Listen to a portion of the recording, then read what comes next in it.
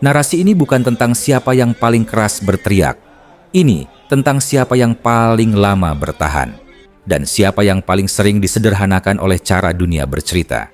Iran hari ini kerap dilihat sebagai simbol konflik, padahal sebelum menjadi simbol, ia adalah sebuah negara.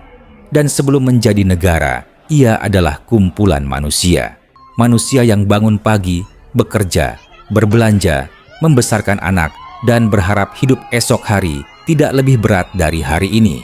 Namun, justru di titik paling manusiawi itulah tekanan terbesar dirasakan.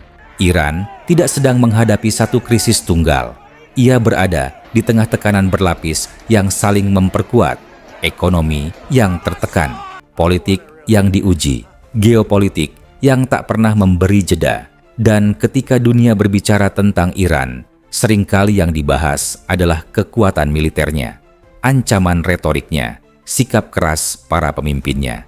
Namun jarang yang memulai dari pertanyaan paling dasar. Bagaimana rasanya hidup di dalam tekanan itu?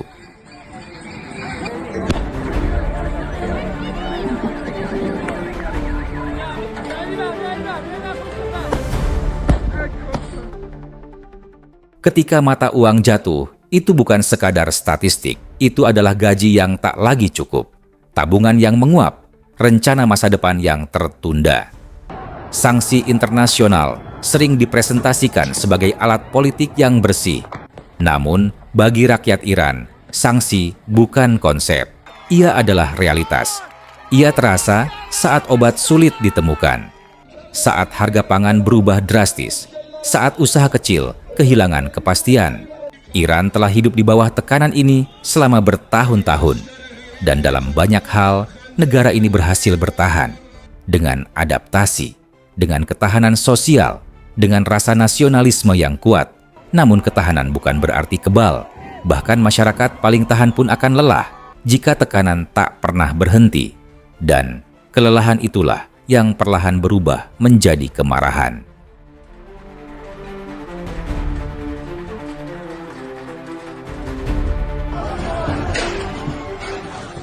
Protes di Iran tidak muncul dari ruang aktivisme elit. Ia muncul dari pusat ekonomi tradisional atau juga bazar. Ini detail yang sering diabaikan. Padahal bazar adalah simbol stabilitas sosial Iran. Tempat para pedagang, kelas menengah, kelompok yang biasanya menghindari gejolak. Ketika mereka menutup toko dan turun ke jalan, pesan yang dikirim sangat jelas. Ada sesuatu yang tidak lagi bisa ditoleransi. Pada tahap awal, tuntutan tidak ideologis. Ia sangat praktis. Harga, pendapatan, kepastian hidup. Namun sejarah selalu menunjukkan satu pola. Jika tuntutan ekonomi bertemu respons keras, ia akan berubah bentuk. Dari keluhan menjadi perlawanan. Dari tuntutan menjadi simbol.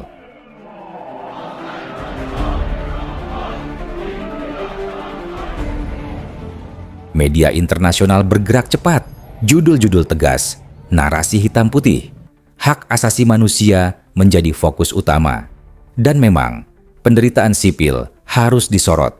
Namun yang sering luput adalah konteks panjang. Iran digambarkan seolah berdiri sendiri sebagai pelaku kekerasan, tanpa sejarah tekanan, tanpa realitas sanksi, tanpa pengalaman intervensi.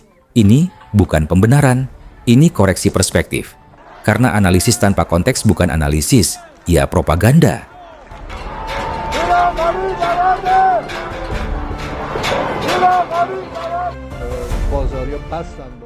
Pemerintah Iran merespons dengan narasi yang sudah lama dikenal, campur tangan asing, provokasi eksternal, perang hibrida. Bagi pendengar luar, ini terdengar seperti dalih. Namun bagi Iran, ini adalah memori sejarah. Kudeta pernah terjadi. Tekanan ekonomi berkepanjangan pernah dialami, isolasi pernah dijalani. Trauma geopolitik membentuk refleks negara, refleks untuk bertahan, refleks untuk melawan. Namun, dilema tetap ada. Bagaimana menjaga kedaulatan tanpa mengorbankan kemanusiaan?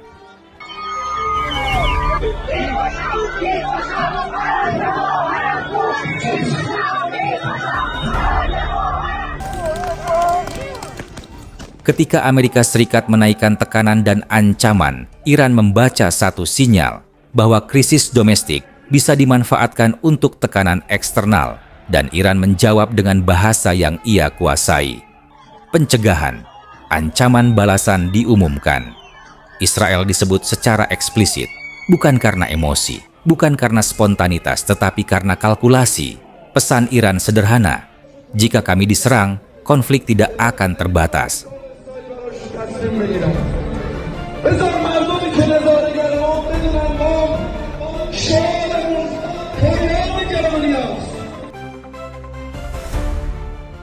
Israel merespons dengan kewaspadaan tinggi namun terukur, tidak memanaskan situasi, tidak memicu kepanikan.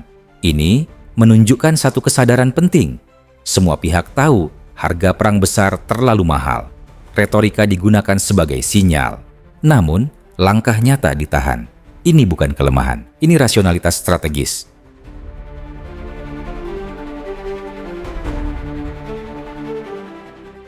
Di tengah semua ini, yang paling jarang didengar adalah suara rakyat.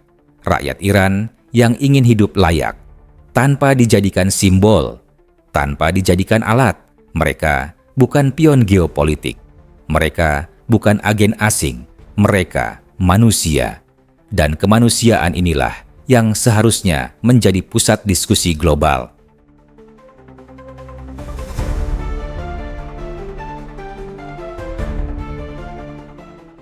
Terlepas dari tekanan ekstrem, Iran belum runtuh. Institusi masih berjalan. Negara masih berdiri. Ini bukan glorifikasi. Ini realitas. Ketahanan ini lahir dari sejarah panjang bertahan hidup. Dan inilah yang sering diremehkan lawan-lawannya.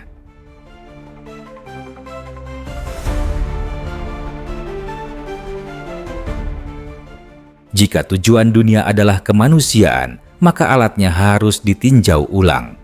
Sanksi kolektif jarang menjatuhkan elit. Ia menekan rakyat. Ini bukan pembelaan terhadap kekerasan. Ini kritik terhadap metode. Karena penderitaan sipil tidak pernah menjadi solusi jangka panjang.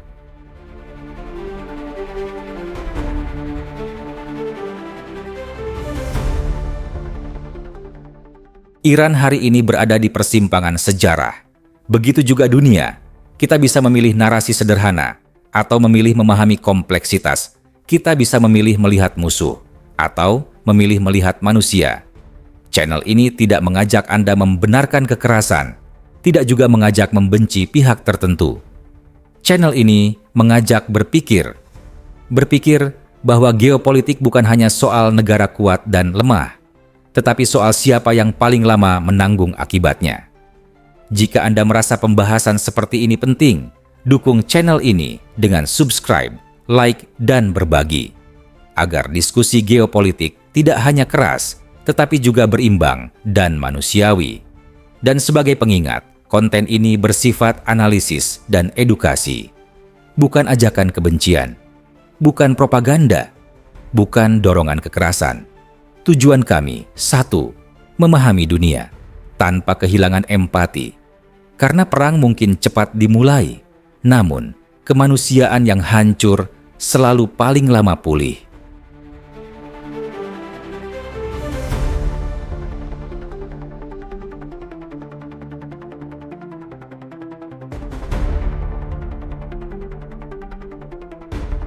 Video ini disajikan dengan tujuan edukasi dan informasi berdasarkan fakta dan analisis yang seimbang. Kami tidak mempromosikan kekerasan, kebencian, atau ujaran kebencian terhadap kelompok manapun. Konten ini menghormati kebijakan YouTube mengenai ujaran kebencian, konten kekerasan dan provokasi, dan informasi yang menyesatkan.